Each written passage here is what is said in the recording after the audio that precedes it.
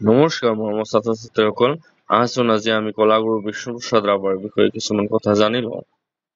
বিষ্ণুপ্ৰসাদ ৰাভা অসমৰ এগৰাকী বিশিষ্ট শিল্পী, কবি, নাট্যকাৰ, চিত্ৰকৰ, সংগীতজ্ঞ, নৃত্যবিদ, অভিনেতা আৰু মুক্তিযুঁজাৰু আছিল।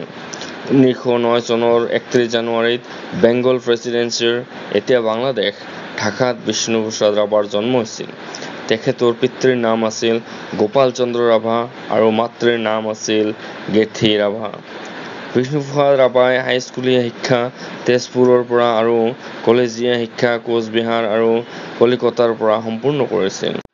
বংগৰ বিখ্যাত সংগীতজ্ঞ ওস্তাদ মতি মিয়া, কালাচাঁদ আৰু শ্বৰজান বিবিৰ পৰা বিষ্ণুপ্ৰসাদ ৰাভাই গীত, বাদ্য আৰু নৃত্যৰ শিক্ষা লাভ কৰিছিল।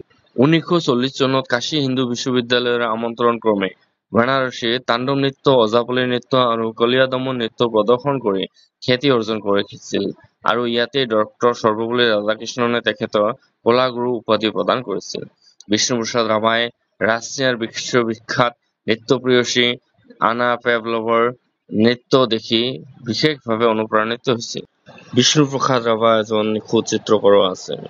অসমৰ এইজন সুসন্তান বিষ্ণুপ্ৰসাদ ৰাভাই 1969 চনৰ 20 জুন তাৰিখে আমাক কন্দুৱাই পৰলোক গমন কৰে।